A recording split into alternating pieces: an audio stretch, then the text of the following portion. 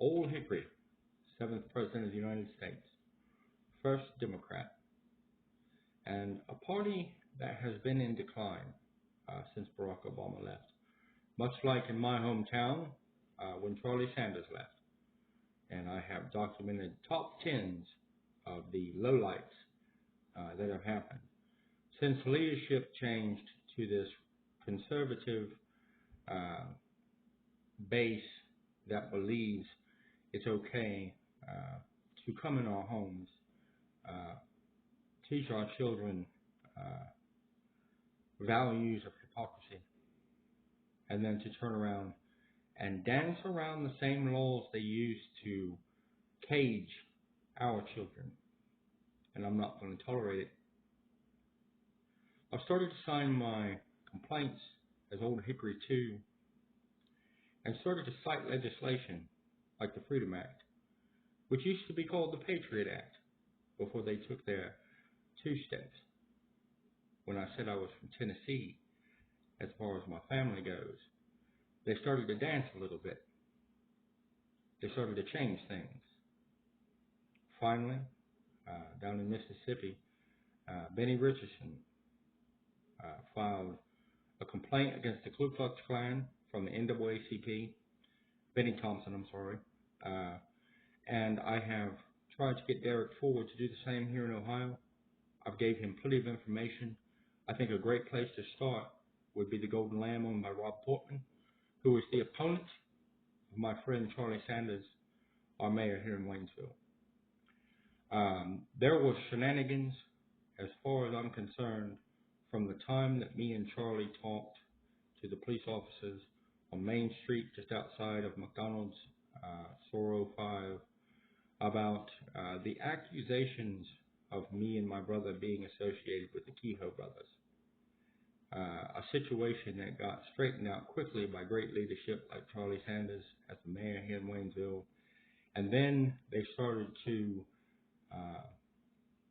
harass and push this little circle that they've got down here of what you could only consider to be white pride peoples.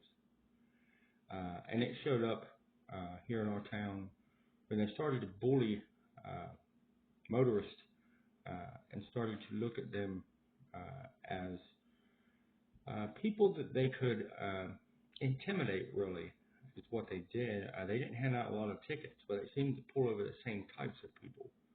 And that all started a downhill slide for our town, and we lost Charlie Sanders. And he ran for U.S. Representative against the owner of the Golden Lamb, Rob Portman, and then passed away in 2018. And I think it's important that we reflect on all the things that led up to this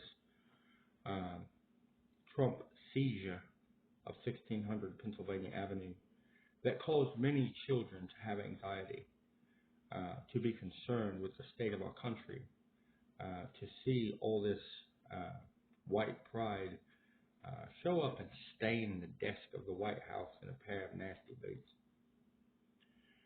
We're starting to understand the significance now of his statements about things like tattoo parlors, statements that he made concerning women, statements that he made concerning Arizona's great representative in John McCain, a man who was a MIA POW who never deserved to be talked about the way he was talked about by Donald J. Trump.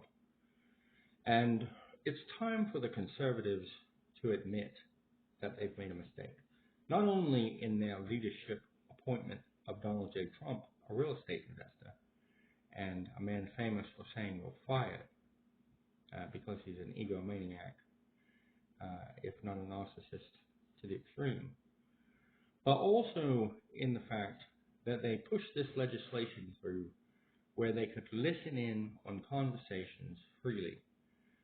There was a movie that was made about Snowden, about his, I hate to say, Paul Revere type of alarm that went off in America to where he had to escape the country because these conservatives were going to charge him with treason, and he would have been susceptible to be put to death. And it's the same type of situation. It's just in reverse now because it's much more clear. Because the banks had to create these suspicious activity reports beforehand as proof. Way back when we started to look at Trump in the Republican National Convention and support him in donations of $10,000 or more illegally, and it was monitored by the banks in SARS reports.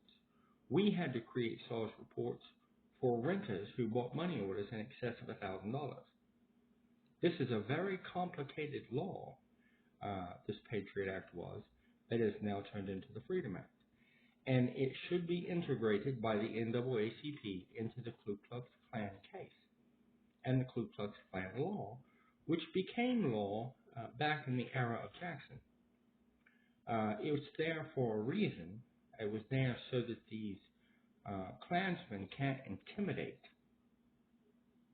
They can't bully and push their way around like they used to do back in the day.